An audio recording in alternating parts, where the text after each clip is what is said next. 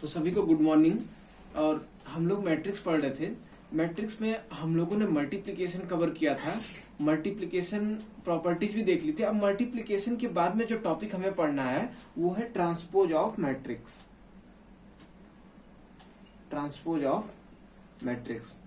तो ट्रांसपोज करना बहुत ही सिंपल है, बस आपको ध्यान का रखना है ये कोई मैट्रिक्स 1 2 3 4 5 6 मैंने ऐसे इस तरीके से लिख दी है।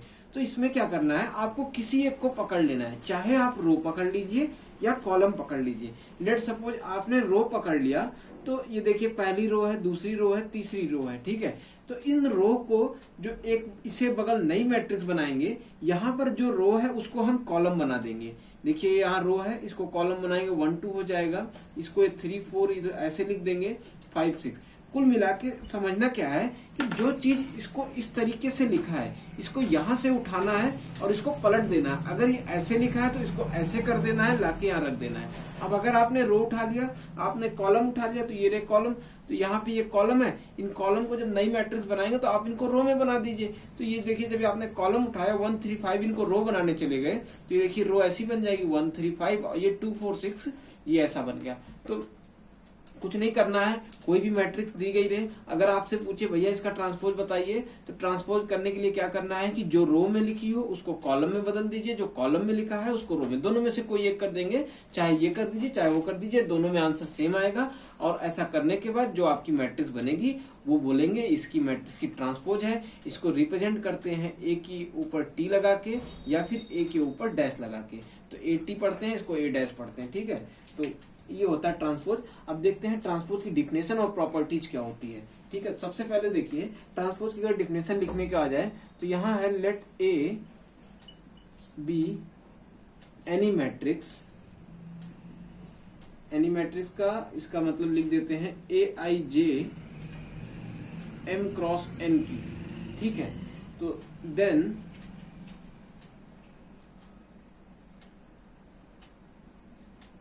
interchanging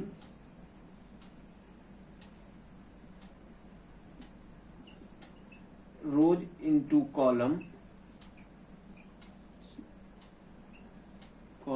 or column into rows is said to be transpose of matrix,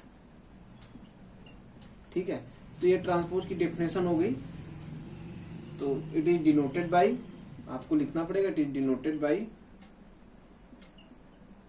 A T और ए डैश। देखिए जब हम रोज को और कॉलम को इंटरचेंज कर रहे हैं, जैसे मान लीजिए ये मेरे पास कोई मैट्रिक्स है, यहाँ 1 1 बैठा, ये 1 2 बैठा, ये 2 1 बैठा और ये 2 2 बैठा। जब मैंने इसका ट्रांसपोज निकालना चाहा कि भैया इससे बोला मैंने ये ए कोई मैट्रिक्स है, आप इसका एटी निकालिए, तो आप एटी निकालने के लिए यहाँ क्या करोगे, A11 ले जाओगे और इस A21 ये आपका यहाँ पहुंच जाएगा, ठीक है। ये इसके लिए ट्रांसपोज के लिए तो सीधी सी बात है। और A12 ये ऐसे बैठेगा, A22 ऐसे बैठेगा। तो कहने का मतलब मेरा ये है कि अगर कोई मैट्रिक्स ऐसे दे गई है A is equal to A I J M cross N का है, तो इसका ट्रांसपोज अगर हमें डिनोट करना हो तो एटी हो जाएगा, जस्ट इसका अपोजिट हो जाएगा। देखिए यहाँ जहाँ आई है वहां जे पहुंच गया, यहाँ आई क्या है 2 है, लेकिन यहाँ पर क्या है आई उल्टा हो गया, जे आगे आ गया है और आई पीछे चला गया है। तो अगर ए कोई matrix A I J M cross N है तो उसका ट्रांसपोज हो जाएगा ए जे आई। अब जब ये उल्टा हो गया तो इसका ऑर्डर भी उल्टा हो जाएगा, एन क्रॉस एम का हो जाएगा, ठीक है। तो ये ट्रांसपोज की डेफिनेशन हो गई। तो आइए फट से चलते हैं ट्रांसपोज की प्रॉपर्टीज पे।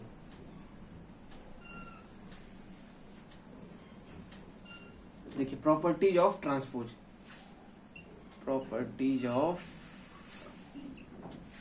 ट्रांसपोज, पहली प्रॉपर्टी है कि भाई कोई भी मैट्रिक्स है, ए हमने ले लिया, उसका एक बार ट्रांसपोज किया, अब मेरा मन नहीं भर रहा है, मेरा मन का चलो एक बार इसको देखते हैं, एक बार और ट्रांसपोज करते हैं तब क्या आता है।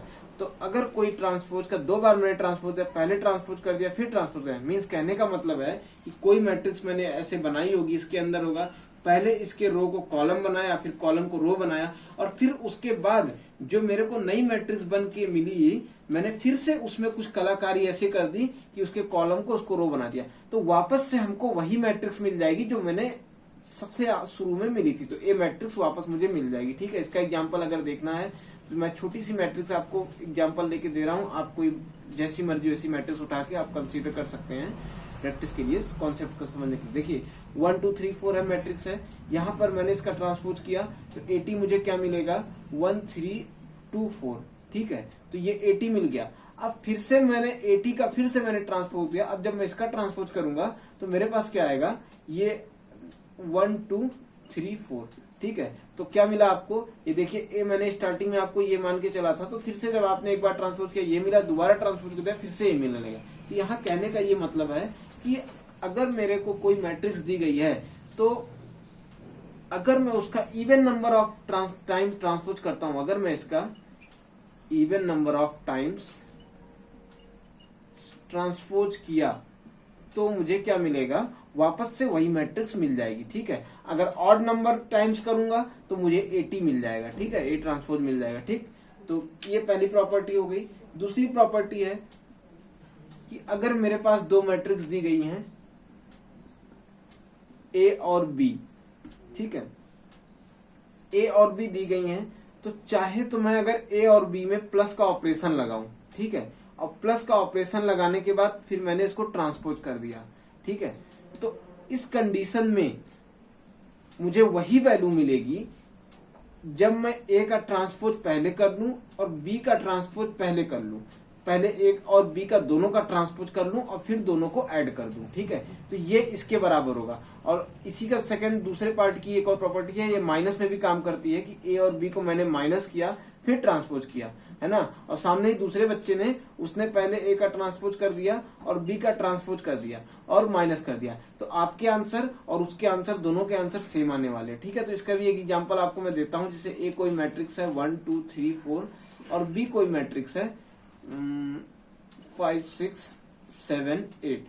ठीक है, इसको ए ले लीजिए, इसको बी ले लीजिए। सबसे पहले आपने क्या किया था, आपने किया था ए प्लस बी को पहले ऐड कर लिया फिर उसका ट्रांसपोज कर दिया। तो ए प्लस बी आप निकालेंगे तो ए प्लस बी आपको क्या मिलने वाला है, ये मिलेगा इधर 6, यहाँ मिलेगा 8, यहाँ मिलेगा 10, यहाँ मिलेगा 12।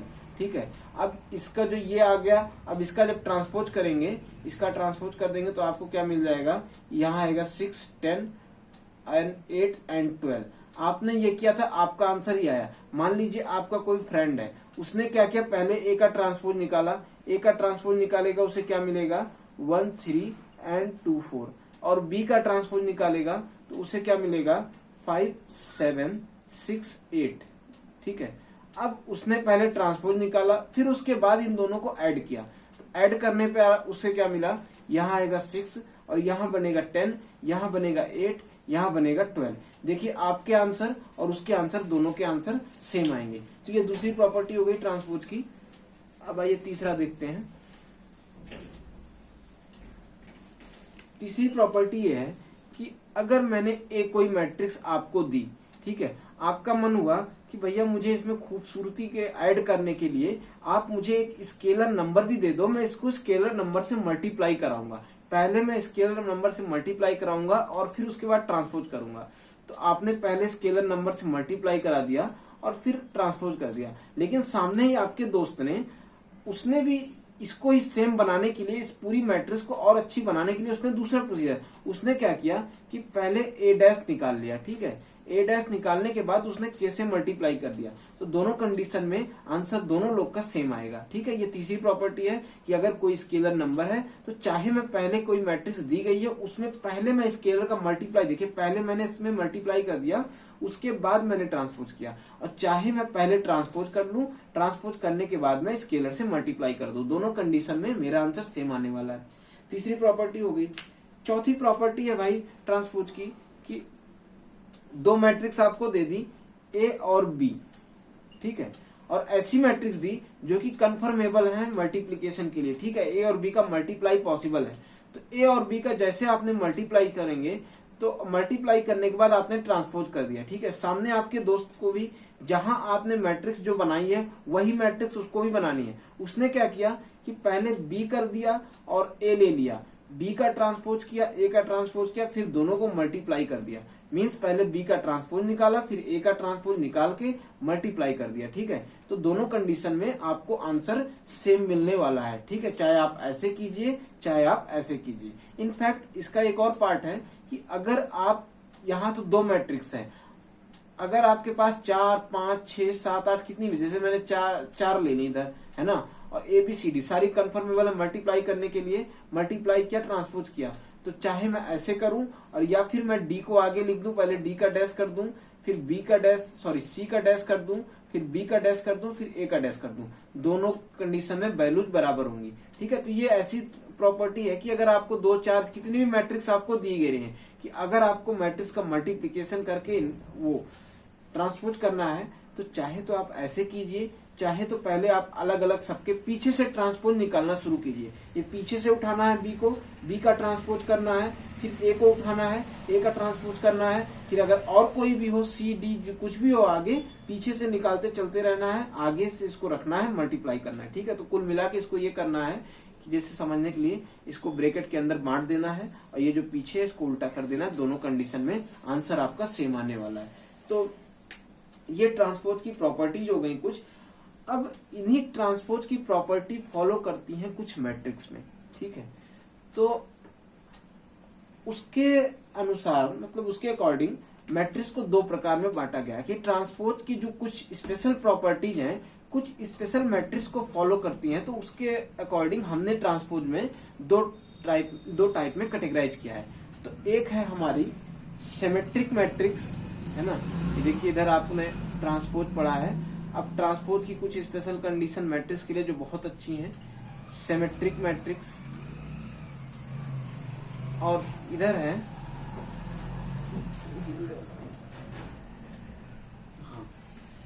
स्क्यू सिमेट्रिक मैट्रिक्स, ठीक है। दो तरीके की मैट्रिक्स है, एक सिमेट्रिक है, एक स्क्यू सिमेट्रिक मैट्रिक्स है, ठीक है। तो देखिए इसको समझने के लिए इसका थोड़ा सा रस करना, जैसे ही देखिए ये कोई प्लेनेट है, मान लीजिए इस प्लेनेट पे जितनी मैट्रिक्स आती हैं सबका ट्रांसपोज होता है। इधर इस ब्लॉक में कोई भी ऑर्डर कैसी भी हो, ट्रांसपोज तो भाई सबका कर सकते हैं, चाहे रो मैट्रिक्स हो, कॉलम मैट्रिक्स हो, या ट्रायंगुलर हो, कैसी भी मैट्रिक्स हो, रेक्टेंगुलर हो, स्क्वायर हो, सबका कर सकते हैं ट्रांसपोज। तो इस प्लेनेट पे सारी मैट्रिक्स आती हैं और सबका ट्रांसपोज होता है, ठीक है। तो अब इस प्लेनेट पे एक किनारे ये छोटा सा एक घर मान लीजिए बना दिया मैंने, छोटा सा देश बना दिया, जैसे कोई कंट्री कह लीजिए, ठीक है। अब इस कंट्री में स्क्वायर मैट्रिक्स का इलाका है, ठीक है। यहाँ कौन बैठता है, स्क्वायर मैट्रिक्स। अब स्क्वायर मैट्रिक्स का ये देश है, ठीक है। स्क्वायर मैट्रिक्स में दो स्पेशल टाइप की जातियां होती हैं, ठीक है, दो स्पेशल टाइप की कास्ट है। जैसे मान लीजिए अपने यहाँ इंडिया में स्पेशल टाइप की कास्ट कह सकते हैं, सिख हुआ, बुद्धिज्म हुआ, हिंदुइज्म हुआ, है ना। तो इन तरीके मान लीजिए स्क्वायर मैट्रिक्स के देश में, स्क्वायर मैट्रिक्स में बहुत टाइप की मैट्रिक्स होंगी, ठीक है, लेकिन सब सिमेट्रिक एंड स्क्यू सिमेट्रिक नहीं होंगी। स्क्वायर कंट्री जो स्क्वायर मैट्रिक्स की जो कंट्रीज में बहुत टाइप की मैट्रिक्स होंगी, बट दो स्पेशल कास्ट आ गई, सिमेट्रिक एंड स्क्यू सिमेट्रिक, ठीक है। तो अभी देखेंगे स्क्यू सिमेट्रिक एंड सिमेट्रिक की डेफिनेशन, फिर इसकी देखेंगे प्रॉपर्टी। तो सबसे पहले देखिए सिमेट्रिक क्या होती है, कि सबसे पहले ये होगी स्क्वायर मैट्रिक्स, इतना तो बात समझ में आनी चाहिए, ठीक है। ये भी होगी स्क्वायर मैट्रिक्स। अब स्क्वायर मैट्रिक्स हो गई, स्क्वायर मैट्रिक्स में मैंने आपको बताया था भाई number of rose number of column बराबर होते हैं। देखिए अगर इसमें कुछ ऐसा है इस ट्रांसपोज में कि कहीं कहीं आपको अगर आपका मैट्रिक्स का बेस कमजोर है तो कहीं कहीं आपको दिक्कत दे सकता है। तो अगर आपका बेस नहीं कमजोर मजबूत है तो प्लीज, मैंने पीछे सारी वीडियो मैंने ऐसी बनाई है कि आप उसको एक बार देखेंगे आपका पूरा बेस कॉन्सेप्ट क्लियर हो जाएगा। तो अगर आपको कहीं इसमें दिक्कत आ रही है तो प्लीज आप पीछे वीडियो जाइए, पीछे जितनी वीडियो मैंने मैट्रिक्स की बनाई है उसमें मैंने टाइप्स ऑफ मैट्रिक्स, मल्टीप्लिकेशन सब कुछ बहुत अच्छे समझाया है, पहले आप उसको देख लीजिए, फिर आइए तो फिर इसको देखिए, ठीक है। तो मैं यहाँ कह रहा था कि स्क्वायर मैट्रिक्स होगी, सिमेट्रिक भी मैट्रिक्स भी एक टाइप की स्क्वायर मैट्रिक्स होगी, स्क्यू सिमेट्रिक भी स्क्वायर मैट्रिक्स होगी। भाई अब ये स्क्वायर मैट्रिक्स तो हो गई, तो अब इसमें स्पेशल क्या है कि जो इसमें मैंने स्क्वायर से नाम हटा के सिमेट्रिक बना दिया, इसमें स्पेशल ये है कि जब भी हम इसका ट्रांसपोज करेंगे तो ये मैट्रिक्स जो है, जो मैट्रिक्स मैंने दी है उसी मैट्रिक्स के बराबर आ जाएगी। मीन्स इसमें कुछ कोई भी चेंजमेंट नहीं आने वाला है। आपके बगल अगर ए रख दिया जाए और ए का ट्रांसपोज रख दिया जाए तो आप कहोगे कि मैं किसको ए बोलूं, किसको ए ट्रांसपोज बोलूं, ठीक है। तो इसका सीधा सा ये फंडा है। यहाँ पर क्या है कि यहाँ पर अगर मैं इसका ट्रांसपोज करता हूं तो इसके ट्रांसपोज के साथ माइनस जुड़ जाता है और बाकी मैट्रिक्स वही रहती है, ठीक है। अगर मैं यहाँ ट्रांसपोज कर रहा हूँ तो इसके आगे माइनस आ जाएगा और ये ए हो जाएगा, ठीक है। तो ये हो गया स्क्यू सिमेट्रिक। अब इसकी डिफिनेशन देख लेते हैं बारी बारी करके, सिमेट्रिक क्या है, स्क्यू सिमेट्रिक क्या है, ठीक है। सबसे पहले देखते हैं, तो देखिए सिमेट्रिक मैट्रिक्स हम लोग देखते हैं इसकी definition. Symmetric matrix. A matrix is said to be, sorry ये मैट्रिक्स की जगह स्क्वायर लगा लीजिए। A square matrix is said to be symmetric matrix, symmetric if A dash is equal to या AT is equal to A, ठीक है। ये जब वैल्यू आ जाए तो मीन्स कहने का क्या मतलब है कि अगर ए मेरे पास कोई ऐसी ए आई जे मैट्रिक्स है, स्क्वायर है भाई एन क्रॉस एन की होगी, तो इसका ट्रांसपोज किसे आ जाए, ए जे आई भी बराबर रहे, ठीक है। किसके बराबर रहे, एन क्रॉस, इसका भी ऑर्डर है, दोनों बराबर रहे, ठीक है। कहने का मतलब कि स्क्वायर मैट्रिक्स है तो पहले कोई स्क्वायर मैट्रिक्स बना लेते हैं। स्क्वायर मैट्रिक्स में मैंने आपको बताया था भाई, जहां जहां आई और जे बराबर होते हैं जब उनको हम एक साथ मिला देते हैं, उसके ऊपर सड़क बना देते हैं, तो उस प्रिंसिपल डायगोनल उसको कहते हैं, ठीक है। तो प्रिंसिपल डायगोनल स्क्वायर मैट्रिक्स में ही होते हैं और कहीं नहीं होते हैं। अगर आपको प्रिंसिपल डायगोनल नहीं समझ आ रहा तो पीछे वीडियो में मैंने बहुत अच्छे से समझाया, प्लीज आप वहां जाइए एक बार, उस वीडियो को देखिए, ठीक है। यहाँ देखिए प्रिंसिपल डायगोनल में मैंने सिंपली पहले अपने एक मैट्रिक्स बनाते हैं, 1 2 3 4 5 6 7 8 9, ये मैट्रिक्स मैंने बनाई। अब मैं इसका ट्रांसपोज करूंगा तो ये तो सिमेट्रिक नहीं है, तो बस नॉर्मल है, ठीक है। नॉर्मल मैट्रिक्स है, मैं आपको सिमेट्रिक का कॉन्सेप्ट बताने के लिए कह रहा हूं, ये सिमेट्रिक नहीं है, ठीक है। जैसे ही मैंने इसका ट्रांसपोज किया, ट्रांसपोज में क्या आ रहा है भाई कि ये बन रहा है 1 4 7, मैंने यहाँ कॉलम उठाया, कॉलम को मैं रो बना रहा हूँ, ठीक है। आप रो उठा के कॉलम भी बना सकते हैं, 2 5 8 एंड 3 6 9, ये ऐसा आपका ट्रांसपोज बन के तैयार होगा। यहाँ पर देखिए इन तीनों चीजों में एक चीज कॉमन है, सॉरी इन दोनों चीजों में एक चीज कॉमन है। क्या कॉमन है, प्रिंसिपल डायगोनल कॉमन है, ठीक है। प्रिंसिपल डायगोनल ने अपना प्लेस नहीं छोड़ा, जो जहां बैठा था एकदम वहीं जाके ट्रांसपोज में भी बैठ गया है। ऐसा क्यों बैठा भाई, इसका अगर नाम पता पूछेंगे तो ये 1 1 है, ये 2 2 है, ये 3 3 है, ठीक है। जब भी इसका उल्टा करेंगे तो भाई ये 3 3 का उल्टा 3 3 ही आएगा। तो कहने का मतलब जो 3 3 यहाँ बैठा है वो इस मैट्रिक्स में जाके भी यहीं पे 3 3 यहाँ पर भी बैठेगा, ठीक है। सीधी सी बात, ये तो समझ में आ गई। बचा क्या, ये बचा लोअर ट्रायंगुलर, ठीक है, लोअर ट्रायंगल, ये बचा अपर ट्रायंगल, ठीक है।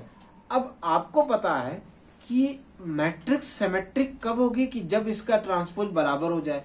तो आप अगर थोड़ा सा अपने दिमाग को और जोर देंगे तो आप कहेंगे कि यहाँ पर जो 2 बैठा था इसने क्या किया, ये इस प्रिंसिपल डायगोनल की रोड को जंप करके ये 4 के स्थान पे आ गया। इसने तिरछी लाइन मारा ना, इसने तिरछा लाइन मारा और ये जो प्रिंसिपल डायगोनल वाली रोड थी ये जंप करके यहाँ आ गया और 4 जंप करके इधर चला गया। 3 के कंडीशन में वही है, 3 भी तिरछा भागा, तिरछा भागने के बाद इसको ये सड़क मिली, सड़क पार करके इधर आ गया। और 7 के कंडीशन में भी वही, 7 भी तिरछा भागा, सड़क पार करके वहां चला गया। तो 2 सड़क पार करके यहाँ के बैठ गया, 4 सड़क पार करके यहाँ 2 की जगह बैठ गया, 3 सड़क पार करके 3 यहाँ बैठा था, यहाँ के बैठ गया, 7 यहाँ बैठ गया। उसी तरीके से 8 और 6 में भी वही हुआ, दोनों लोग सड़क पार करके, क्योंकि प्रिंसिपल डायगोनल लोग चेंज नहीं हो रहे हैं, बाकी लोग सड़क पार करके दोनों लोग इधर उधर भाग जा रहे हैं, ठीक है। तो अगर मेरे पास कोई मैट्रिक्स हो, सिमेट्रिक मुझे बनानी हो, तो हम ये कह सकते हैं कि भाई किसी एक तरफ के तिरछे वाले जो एलिमेंट है, ये और ये और ये, इन तीनों लोगों को मैं इक्वल कर दूं, ठीक है। कि तुम चाहे इधर जाओ और चाहे तुम इधर आओ, तुम जो हो वही रहो, तुम बदलो नहीं, तो मेरी मैट्रिक्स सिमेट्रिक बन जाएगी, ठीक है। बिल्कुल बन जाएगी। तो देखिए अगर इसमें मैं कोई मुझे सिमेट्रिक मैट्रिक्स बनानी है तो मुझे क्या करना है, सबसे पहले देखिए क्या करना है कि मैं 3x3 की बना रहा हूँ, आप 4x4 5x5 जितने की आपकी बनाना हो बना सकते हैं, ठीक है। सबसे पहले मुझे क्या करना पड़ेगा कि भाई प्रिंसिपल डायगोनल तो अपनी जगह चेंज नहीं करने वाले हैं, तो मैं प्रिंसिपल डायगोनल की जगह कुछ भी लिख सकता हूँ। मैंने ए लिख दिया, बी लिख दिया, सी लिख दिया, ठीक है, मैंने कुछ भी लिख दिया। अब अगर मुझे कोई मैट्रिक्स सिमेट्रिक बनानी है तो ये डी यहाँ बैठाया, तो डी जब रोड क्रॉस करके इधर जाएगा तो यहाँ भी डी ही मैं बैठा हूं, क्योंकि चाहे ये इधर का इधर आ जाए, इधर का इधर आ जाए, भाई बात एक ही हो जाएगी। क्योंकि अगर ऐसा हो जाएगा तो जब मैं इसका ट्रांसपोज करूंगा ये डी यहाँ आएगा, ये डी यहाँ चलेगा और दोनों की वैल्यू बराबर है, तो वो ऑटोमेटिकली ए के बराबर हो जाएगी। ठीक है, अभी एक एग्जाम्पल मैं आपको समझा दूंगा, इसका एग्जाम्पल एकदम अच्छे समझ में आ जाएगा। अभी केवल ये समझिए आप, अब ये तिरछे वाला मेल इससे खा गया, यहाँ वाला जो तिरछा वाला था यहाँ मैंने ए बी सी डी, यहाँ ई आया, ई अगर मैंने यहाँ बैठा दिया तो मैंने भी ई यहाँ बैठा दिया, ठीक है। अब अगर और आगे बढ़े, यहाँ का तिरछा यहाँ के साथ यहाँ एफ बैठाया तो यहाँ भी एफ बैठा दिया। कुल मिला के अगर मैंने ऐसी इस फॉर्म में कोई मैट्रिक्स बना दी तो वो डेफिनेटली सिमेट्रिक मैट्रिक्स ही होगी, ठीक है। सिमेट्रिक मैट्रिक्स में देखिए, अब इसमें एक, इसको मैं रफ करता हूँ, देखिए इस फॉर्म में मैं एक मैट्रिक्स बनाता हूँ। पहले तो प्रिंसिपल डायगोनल है, भाई कुछ भी मेरा मन हुआ मैं बैठा दूं, ठीक है। यहाँ मैंने बैठा दिया 1, यहाँ बैठा दिया 2, यहाँ बैठा दिया 3, ठीक है 3। आगे देखिए, अब यहाँ मुझे सिमेट्रिक बनाना है तो 4 अगर मैंने यहाँ बैठा दिया तो मुझे 4 यहाँ भी बैठाना है, ठीक है। अगर मैंने 5 यहाँ बैठाया तो मुझे 5 यहाँ भी बैठाना है। अगर मुझे 6 यहाँ बैठा दिया तो 6 मुझे को यहाँ बैठाना है, ठीक है। तो अब मैं अगर इसका ट्रांसपोज कर रहा हूँ, 80 निकाल रहा हूँ, तो 80 निकालने के लिए देखिए 80 निकालिए क्या है, इसके रो को पकड़ लीजिए, इसको कॉलम बना देते हैं। 1 4 5 मैंने कॉलम बना दिया, ठीक है। और 4 2 6 मैंने ये रो थी इसको कॉलम बनाया, 5 6 3 मैंने इधर तीसरी रो को तीसरा कॉलम बना दिया। आप दोनों में देखिए कहीं भी कोई एलिमेंट में चेंज नहीं है, पूरा पूरा कॉन्सेप्ट फॉलो हो रहा है, ए इज इक्वल टू 80 का। बात समझ में आ गई? तो ये था सिमेट्रिक मैट्रिक्स का। अब यहां से अगर आपसे मैं एक क्वेश्चन पूछ लूं कि अगर आपके पास सिमेट्रिक मैट्रिक्स बनानी है तो आप कितने प्रकार के डिफरेंट एलिमेंट लेकर के आप बना सकते हो। अगर आप n क्रॉस n की मैट्रिक्स बनानी है ना, आपके पास n क्रॉस n की मैट्रिक्स बनानी तो आप कितने मैक्सिमम कितने डिफरेंट एलिमेंट आप लेकर के बना सकते हो, मैक्सिमम आप हमको बताइए। तो सबसे पहले आपको पता है कि भाई अगर n क्रॉस n की मैट्रिक्स है तो उसमें एलिमेंट कितने होंगे, n स्क्वायर होंगे। बात समझ में आ रही है? अगर n क्रॉस n की मैट्रिक्स मुझे बनानी है तो यहाँ पर जो एलिमेंट मुझे टोटल मिलेंगे n स्क्वायर मिलेंगे। अब n स्क्वायर में से एक तरफ की जो डायगोनल एलिमेंट है, सबसे पहले देखिए इसमें से प्रिंसिपल डायगोनल हम कुछ भी ले सकते हैं, ठीक है। सबसे पहले हमें ये दिखाना है कि जो ट्राइंगुलर में कितने एलिमेंट है, पहले हम ये निकाल लेते हैं कि ट्राइंगुलर में कितने एलिमेंट होने वाले हैं, upper triangular and lower triangular में कितने एलिमेंट। तो अगर मैं, अब ये हमें पता है कि अपर ट्राइंगुलर में एलिमेंट बराबर होते हैं लोअर ट्राइंगुलर में, जितने इधर होंगे उतने ही गिन के ही इधर होंगे, इसके अलावा ना एक ज्यादा कम इधर कुछ भी नहीं होगा। तो हमें पता है अगर n क्रॉस n की मैट्रिक्स है तो प्रिंसिपल डायगोनल में भी n एलिमेंट होंगे। अगर मैं n में से इसमें माइनस कर दिया, ठीक है, तो मेरे पास क्या आएगा, मेरे पास ये जो अपर ट्राइंगुलर और सॉरी ये अपर हुआ और ये लोअर हुआ, इन दोनों में कितने एलिमेंट है मुझे उसकी वैल्यू पता लग जाएगी। जैसे मुझे वैल्यू पता लगी, मुझे ये भी पता है कि इनमें उनमें बराबर हैं, चाहे इसमें जितने हैं उसमें जितने हैं, ये दोनों के पता लगे हैं। तो अगर मैं इसको 2 से डिवाइड कर दूं तो किसी एक तरफ की वैल्यू मुझे मिल जाएगी, ठीक है। ये इतनी ही ऊपर होंगी और इतने ही नीचे होंगे, ठीक है। ये मुझे मिल गई किसी एक साइड के ट्राइंगुलर एलिमेंट की संख्या, कितने हैं नंबर्स में कितने होंगे, ठीक है।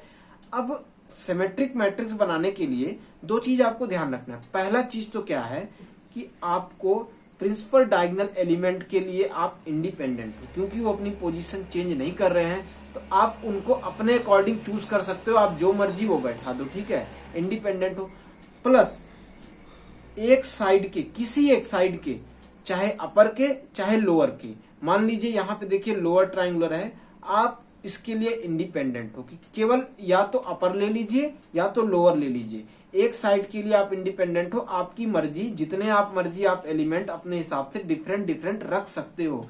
जैसे ही आप एक तरफ के डिफरेंट एलिमेंट रखोगे, इन एलिमेंट में इतनी पावर रहेगी, एक्साइटमेंट रहेगी सिमेट्रिक बनाने के लिए कि आपने इनको ऑर्डर दिया भाई सिमेट्रिक बनाना है, ये कूद कूद के ये प्रिंसिपल डायगोनल की सड़क पार कर करके अपने तिरछे वाली पोजीशन पे जाके पहले से ऑक्यूपाई कर लेंगे, आपको भरने का मौका ही नहीं देंगे। ठीक है, तो ये मैंने वैल्यू क्या निकाली है भाई, इसी की निकाली है, जो लोअर ट्रायंगुलर है अपर ट्रायंगुलर, इसकी वैल्यू जैसे ही आपने भरा, ये देखिए कूद कूद के इनकी एक्साइटमेंट इतनी थी कि प्रिंसिपल डायगोनल एलिमेंट के पार कूद कूद के आपको भरने का मौका ही नहीं दिया। जैसे आपने यहाँ रखा, जाके अपनी फोटो कॉपी बिठा दी यहाँ पे।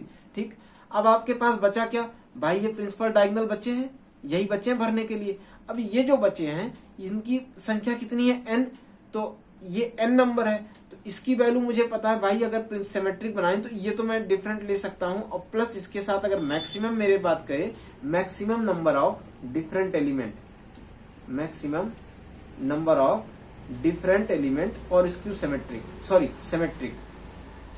Symmetric matrix. ठीक है, अब इसको सॉल्व करूंगा, तो इसको सॉल्व करने के बाद n स्क्वायर आएगा, n square plus 2n minus 2n, तो प्लस का n बन जाएगा n इंटू n प्लस 1/2। ठीक है, तो ये ऐसे ये फार्मूला उस चीज का है कि अगर आपसे पूछे कि भाई आपको 6x6 की मैट्रिक्स बनानी है, ठीक है, 6 या कहते ऑर्डर 6, सिंपली कहते हैं ऑर्डर 6, क्योंकि स्क्वायर मैट्रिक्स होगी तभी स्क्यू सिमेट्रिक, तो उसने ऑर्डर 6 बोला, 6 ऑर्डर की सिमेट्रिक मैट्रिक्स बनाई, तो आपको पता है कि 6 ऑर्डर उसने बोला है तो भाई सिमेट्रिक है, तो स्क्वायर मुझे बनानी पड़ेगी, तो उसका ऑर्डर 6x6 का होगा। ठीक है, n बराबर अपना क्या मिलने वाला है 6। तो अगर आपको 6 ऑर्डर की मैट्रिक्स बनानी है, तो आप सिमेट्रिक मैट्रिक्स बनानी है, तो आप मैक्सिमम कितने डिफरेंट एलिमेंट आप ले सकते हो, तो आपको फार्मूला लिखना है 6 इंटू 7/2, तो इसको काट पीट के आएगा आपका 21 different element, maximum 21 different element में ले सकता हूं। और मिनिमम की बात करें तो मिनिमम भाई 1 होता है, क्योंकि आपने एक ही डिफरेंट एलिमेंट लिया, सब में भर दिया, यहाँ भी यहाँ भी यहाँ भी, तो आप कुछ भी कर लो, चाहे उसका रोज में कर लो, कॉलम में कर लो, कुछ भी भाई, सब एक ही पड़ोसी है, एक ही जात के हैं, तो फिर क्या मतलब है, चाहे जिसको जहां बैठा दो, कुछ भी मतलब नहीं है, वो हमेशा चाहे उनके साथ जो भी करो दिखने वैसे वाले हैं। ठीक है, तो ये कुछ कॉन्सेप्ट था जो एग्जाम में इंपॉर्टेंट है, आ सकता है।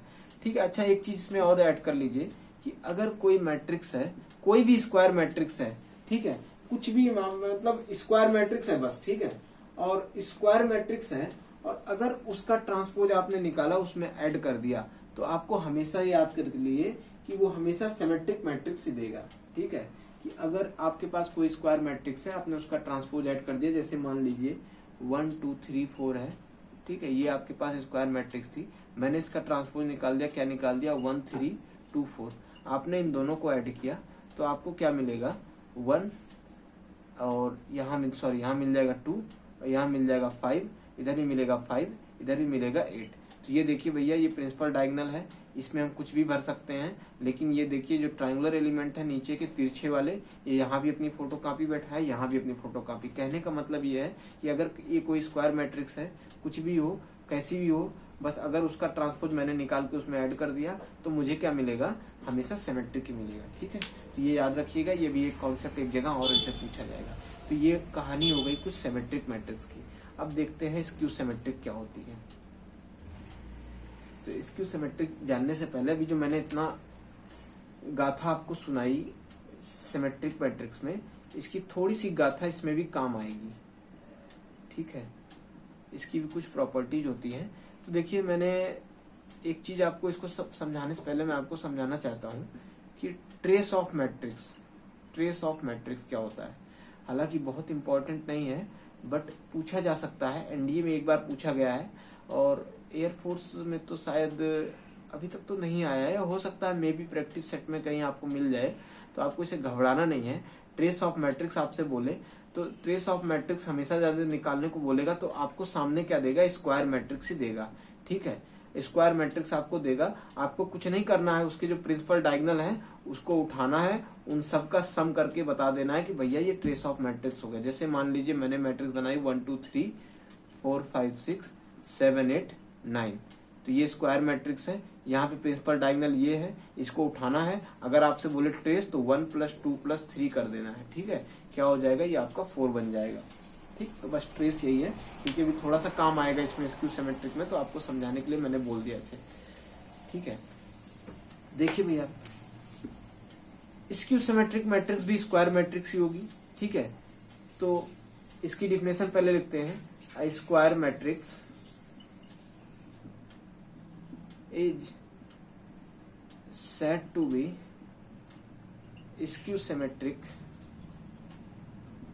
matrix if and only if, double if का मतलब होता है आई डबल एफ का इफ एंड ओनली इफ, ये तभी केवल जब ये कंडीशन फॉलो करे, A transpose equal to minus A. अब भाई मैंने इसके पहले बताया आपको कि स्क्वायर मैट्रिक्स में क्या होता है कि प्रिंसिपल डायगोनल अपनी जगह नहीं छोड़ते, ना तो उनका साइन चेंज हो रहा है, ना ही उनकी पोजीशन चेंज हो रही है। तो अब माइनस यहाँ लग गया है, अब बात मैट्रिक्स की है। अब मैट्रिक्स में मैंने आपको पिछले वीडियो में बताया था कि कुछ भी लग जाए आगे, माइनस आए, 2a आए, 4a आए, कुछ भी आए, कोई स्केलर आए, उसका प्रसाद सब में बटेगा, कोई एक एलिमेंट भी छूटेगा नहीं। अब माइनस की प्रॉपर्टी क्या है कि भाई अगर ये अंदर गया तो माइनस को जो माइनस हो गए उसको प्लस बना देगा, और अगर कहीं पे प्लस है तो उसको माइनस बना देगा। मीन्स ये साइन का कन्वर्जन करेगा। और इक्वल का मतलब है इक्वल मैट्रिक्स के, इक्वल मैट्रिक्स भैया इतने सावधानी से अपना काम करती है कि जो जहां बैठा है, जिस साइन पे बैठा है, जिस जगह पे बैठा है, बिल्कुल उसी जगह पे बैठे, उसी साइन के साथ बैठे, तभी ये इक्वल का साइन मिलेगा, वरना इक्वल का साइन देगा नहीं। तो अब आपके पास बड़ी मुसीबत है कि भाई प्रिंसिपल डायगोनल जो है स्क्वायर मैट्रिक्स है, स्क्वायर मैट्रिक्स में प्रिंसिपल डायगोनल होगा ही होगा, और स्क्वायर प्रिंसिपल डायगोनल ट्रांसपोज करने पे ना अपनी जगह चेंज करेगा नहीं, और अपनी जगह जब चेंज करेगा नहीं ना तो साइन चेंज करेगा। और हमको कंडीशन क्या दिखानी है कि माइनस दिखाना है, और माइनस हमेशा साइन चेंज करता है। जैसे देखिए 1 2 3 है, 4 5 6, और ये 4 5 6 आपने इस तरह भर दिया। अब ये सिमेट्रिक तो है ही है, इसका ट्रांसपोज तो ए दे देगा। मान लीजिए एक तरफ हमने माइनस लगा भी दिया, लेकिन अगर इधर मैं माइनस लगा दूं और इसका ट्रांसपोज करूंगा तो भाई ये भी माइनस जाएगा, -1 -2 -3, और ये -4, ये -5, ये -6, और ये 4 5 6 ऐसे यहाँ बैठेगा, कुछ इसका ट्रांसपोज करेंगे, ठीक है। तब जब ये बैठेगा यहाँ पे, और भाई ये तो ट्रांसपोज आ गया, अब कंडीशन क्या फॉलो होनी है कि माइनस ए आना चाहिए। अगर मान लिया माइनस ए को माइनस के साथ मैंने मल्टीप्लाई किया और ए ट्रांसपोज के बराबर आना चाहिए, तो ए को माइनस के साथ, ये तो ट्रांसपोज है। इधर देखिए जब ए को मैंने माइनस से मल्टीप्लाई किया तो ये इसको प्लस बना देगा, इसको माइनस बना देगा। यहाँ तक तो बात बिल्कुल सही है, लेकिन यहाँ देखिए प्रिंसिपल डायगोनल को ये माइनस से सबको प्लस बना देगा, और इधर ट्रांसपोज में भाई माइनस ही है, तब तो कंडीशन बेकार हो गई कि भाई ये तो फॉलो नहीं हो रही। तो इसके लिए स्क्यू सिमेट्रिक मैट्रिक्स के लिए एक नेसेसरी कंडीशन क्या है? नेसेसरी कंडीशन क्या होगी कि प्रिंसिपल डायगोनल एलिमेंट हमेशा जीरो होंगी। प्रिंसिपल डायगोनल क्या होगा? हमेशा जीरो होगा, ठीक है। अब अगर प्रिंसिपल डायगोनल के सारे एलिमेंट जीरो हो गए तो trace of skew symmetric matrix भी हमेशा जीरो होगा, ये याद रखिएगा। Trace of skew symmetric matrix जो होगा ये बराबर जीरो देगा। बात समझ में आ गई? तो देखिए मैं आपको कॉन्सेप्ट क्यों समझा रहा हूं इतना, इसके पीछे रीजन क्या है कि अगर आपने कॉन्सेप्ट अच्छे से समझ लिया तो क्वेश्चन, देखिए कॉन्सेप्ट की मतलब कितना इंपॉर्टेंस है कि अगर आपको कॉन्सेप्ट अच्छे से आ गया तो कोई टीचर आपको ट्रिक बताए, आपको ट्रिक की जरूरत ही नहीं है। अगर समझाएगा तो ट्रिक समझने में कोई दिक्कत ही नहीं होगी, और जैसे जैसे आप क्वेश्चन की प्रैक्टिस करेंगे ना, आपके हाथ में वो स्पीड आ जाएगी कि दुनिया की कोई ट्रिक आपके लिए बनेगी नहीं कि जो आपको क्वेश्चन लगाने से रोके या फिर आपको कुछ याद रखने की जरूरत है। आपने कॉन्सेप्ट समझ लिया, आप क्वेश्चन में फंस नहीं सकते। और अगर आपको मेरी बात पे वो है कि थोड़ा सा डाउट है, तो मैं आपसे कहूंगा आप एनडीए के प्रीवियस ईयर क्वेश्चन उठाइएगा और उसमें देखिएगा मैट्रिक्स के जो क्वेश्चन है, मैट्रिक्स का सेक्शन, ठीक है। मेरी पूरी वीडियोज पढ़ने के बाद आप देखिएगा कि आपसे कौन सा क्वेश्चन अटक रहा है, चाहे एनडीए हुआ, चाहे जेई मेंस हुआ, एडवांस हुआ, या फिर एयरफोर्स एक्स ग्रुप हुआ, या डबल ए या एसएसआर, कोई भी एग्जाम हुआ जिसमें मैट्रिक्स पूछा जाता है।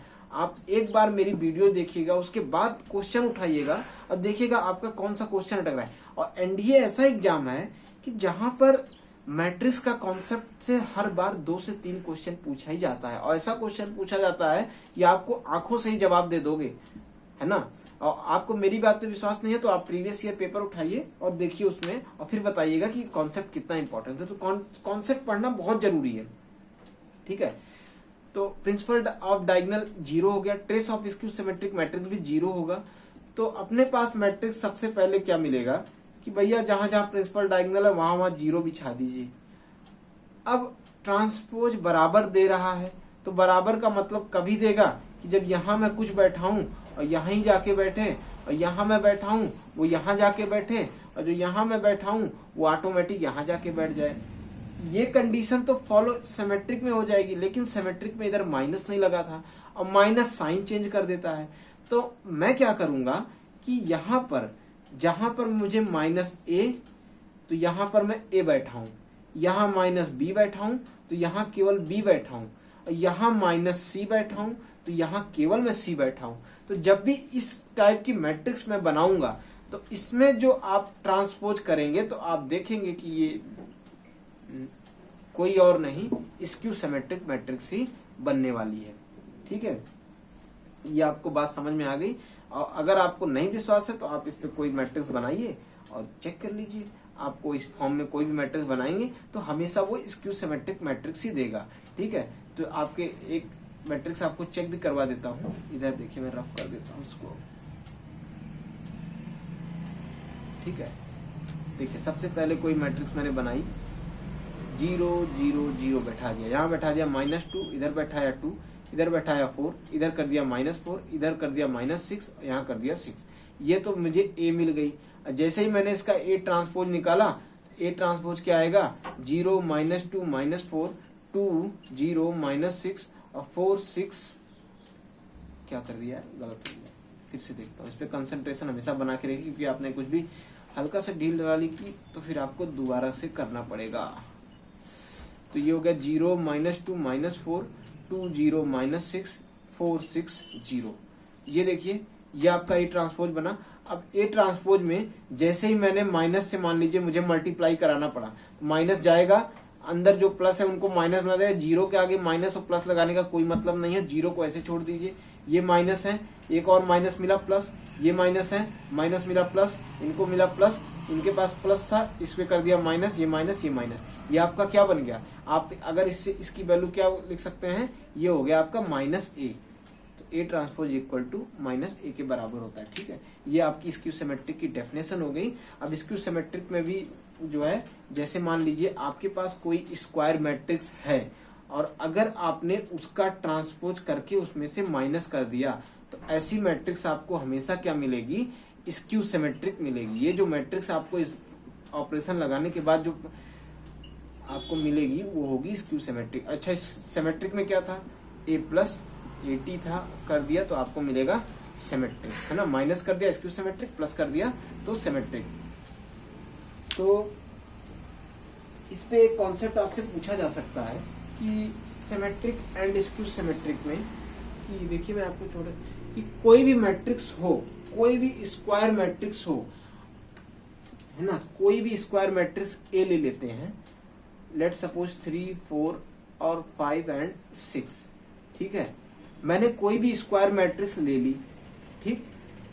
अब इस मैट्रिक्स को मैं स्क्यू सिमेट्रिक एंड सिमेट्रिक के सम ऑफ फॉर्म में लिख सकता हूँ, इसके सम के फॉर्म में लिख सकता हूँ। कैसे लिख सकता हूँ, ए मैंने लिया है, ए को मैंने 2 पार्ट में बांट दिया, यहाँ लिख दिया 1/2a, यहाँ लिख दिया 1/2a। लिख सकता हूँ भाई इस ए को, बिल्कुल लिख सकता हूँ, ठीक है, कोई दिक्कत नहीं है। अगर मैंने इसमें से ए ट्रांसपोज हाफ का ट्रांसपोज माइनस कर दिया और हाफ का ट्रांसपोज प्लस कर दिया, ठीक है, समझ में आ गया। हाफ का ट्रांसपोज माइनस किया, हाफ का ट्रांसपोज प्लस किया, तो इसको मैं ऐसे भी लिख सकता हूं, ये ट्रांसपोज को प्लस के साथ लिख दूं 1/280, और इधर देखिए यहां पर था 1/280 माइनस 1/280, मैं इसको लिख सकता हूं, ठीक है। यहां से 1/2 मैंने कॉमन ले लिया, ये क्या बचा, a + at बचा। यहां से 1/2 मैंने कॉमन लिया तो 80 माइनस, सॉरी ये a होगा, a - 80 बचा। ठीक है। तो ये देखिए, अगर कोई मैट्रिक्स स्क्वायर मैट्रिक्स है, ये मैट्रिक्स क्या होगी, सिमेट्रिक, है ना, और ये मैट्रिक्स क्या मिलेगी, स्क्यू सिमेट्रिक। तो कहने का मेरा क्या मतलब था कि अगर कोई स्क्वायर मैट्रिक्स है, चाहे कैसी भी हो, स्क्वायर मैट्रिक्स हो, तो हम उसको इस फॉर्म में हमेशा लिख सकते हैं। ठीक है, चलिए अब देखते हैं properties of symmetric and skew symmetric matrix. Properties of symmetric and skew symmetric matrix. तो देखिए, सबसे पहली प्रॉपर्टी है, अगर ए कोई सिमेट्रिक मैट्रिक्स है,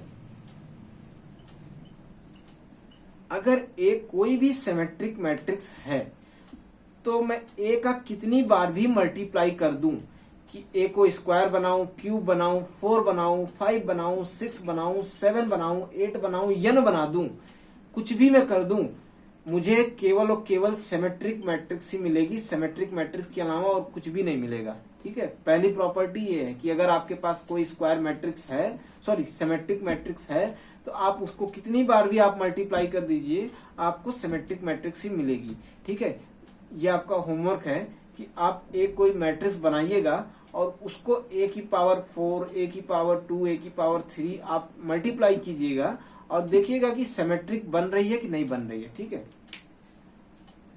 अब अच्छा, जब ए सिमेट्रिक हो गई तो आपको ये वैल्यू पता लग गई कि ए की पावर n, अगर ए सिमेट्रिक है तो ए की पावर n भी सिमेट्रिक ही होगा। इसी में दूसरा पार्ट, अगर मैं कह दूं भैया ए स्क्यू सिमेट्रिक है, तब आपको क्या देखना है कि अगर ए स्क्यू सिमेट्रिक है, तो यहां से दो बातें पता लग के आएगी कि अगर ए की पावर, ए को इवन टाइम्स ऑफ मल्टीप्लाई किया जाएगा, इवन नंबर ऑफ टाइम्स, मतलब 2n टाइम्स अगर मल्टीप्लाई किया जाएगा, ठीक है, n की वैल्यू आप कुछ भी रखिए, तो अगर 2n लगा है तो ये जो ऊपर है ये हमेशा इवन नंबर ही देगा। ठीक है, अगर हम एक कोई स्क्यू सिमेट्रिक मैट्रिक्स है, उसको हम even number of times multiply करेंगे, तो मुझे क्या मिलेगा, सिमेट्रिक मैट्रिक्स। और अगर 2n+1 means odd number of times अगर मैंने मल्टीप्लाई करूंगा, तो मुझे क्या मिलेगा, स्क्यू सिमेट्रिक मैट्रिक्स मिलेगा। ठीक है, बात समझ में आ रही है।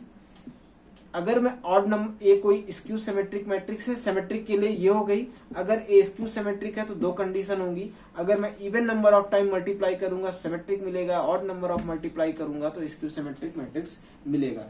ठीक है, ये कंडीशन हो गई, ये हो गई पहली प्रॉपर्टी। अब देखते हैं दूसरी प्रॉपर्टी।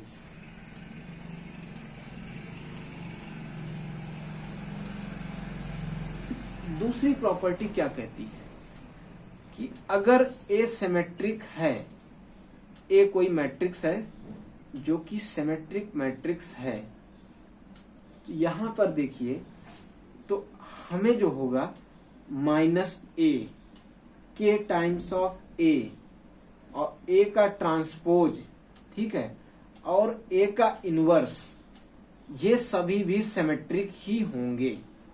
ठीक है, बात समझ में आ गई। कौन कौन होगा, -a होगा, k टाइम्स ऑफ a होगा, a का ट्रांसपोज होगा, a का इनवर्स भी सिमेट्रिक होगा। a इनवर्स अगली वीडियो में मैं बताऊंगा, तो आपको इनवर्स निकालना, तो एक एग्जांपल आपको दूंगा सिमेट्रिक का। ठीक है, तो a आपका सिमेट्रिक भी होगा। सेम बात कर लेते हैं इस कंडीशन के लिए, अगर a स्क्यू सिमेट्रिक मिली, स्क्यू सिमेट्रिक मिली, तब यहां पर मुझे क्या मिलेगा, ये आपका होमवर्क है कि आप कोई अपने आप से एग्जांपल लेंगे और चेक करेंगे कि ए का माइनस से मल्टीप्लाई, के टाइम्स मल्टीप्लाई, उसका ट्रांसपोज, उसका इनवर्स सिमेट्रिक दे रहा है कि नहीं दे रहा है। लेकिन अगर बात करेंगे, अगर ए स्क्यू सिमेट्रिक है, तो केवल और केवल के टाइम्स ऑफ ए जो होगा वही स्क्यू होगा। बाकी ये जरूरी नहीं है कि -a, transpose and dash dash dash सारे स्क्यू सिमेट्रिक हों।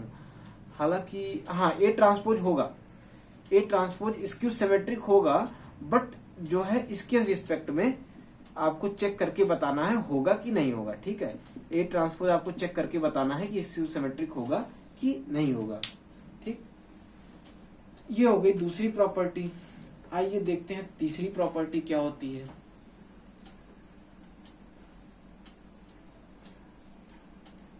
देखिए, अब मैं दो मैट्रिक्स लेता हूं, ए और बी। ठीक है, और ए और बी दोनों सिमेट्रिक मैट्रिक्स होंगे, सिमेट्रिक मैट्रिक्स हैं। ठीक है, जब ए और बी दोनों सिमेट्रिक मैट्रिक्स हैं तो आपको ये बताना है कि कौन कौन सिमेट्रिक होगा। सबसे पहले तो चाहे ए का ए प्लस बी करूं और ए माइनस बी करूं, ये मुझे सिमेट्रिक ही मिलेगा। क्या मिलेगा? ये सिमेट्रिक ही मिलने वाला है। ए बी प्लस बी ए, ये भी सिमेट्रिक मिलेगा। ठीक है, ये भी सिमेट्रिक मिलेगा। लेकिन ए बी माइनस बी ए, ये मेरे को जो मिलने वाला है ये स्क्यू सिमेट्रिक मिलने वाला है। ठीक है, ये देखिए, ये प्रॉपर्टीज हैं, ये आपको ध्यान में रखनी है। मैं आपको इसलिए समझा रहा हूं, अगर मैं एक एक का ए और बी का एग्जांपल लूंगा, फिर ए बी निकालूंगा, बी ए निकालूंगा, ए माइनस बी निकालूंगा, ए प्लस बी निकालूंगा और सबको सेटिस्फाई कराऊंगा, तो जो चीज मुझे आपको 40 to 45 मिनट में समझानी है वो मुझे 2 आवर लग जाएगा। तो ना तो मैं इतनी देर तक लगातार कॉन्टिन्यूसली आपको समझा पाऊंगा और ना ही आप इतना कॉन्टिन्यूसली एक साथ बैठ के समझ पाओगे।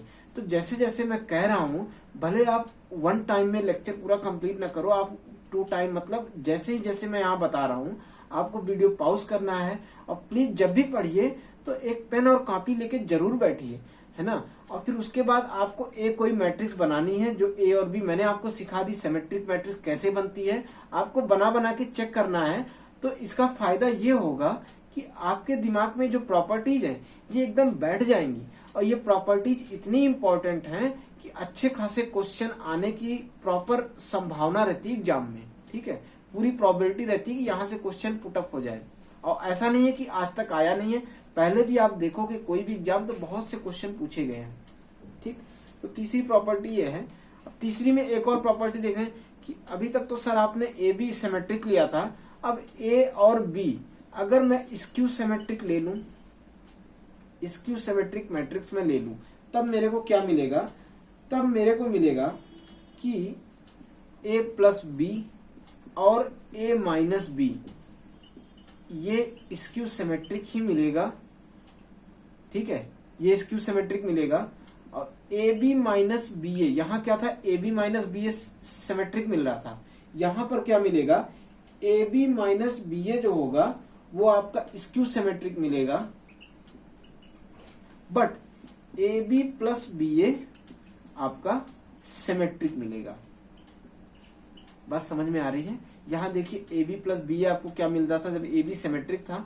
ए B plus B A symmetric था, लेकिन ए बी स्क्यू सिमेट्रिक है तो A B plus B A symmetric मिल रहा है और A B minus B A skew symmetric मिल रहा है, जस्ट इसका अपोजिट। ठीक है, तो ये हो गई तीसरी प्रॉपर्टी आपकी, और यहीं पे प्रॉपर्टी इसकी होती है खत्म।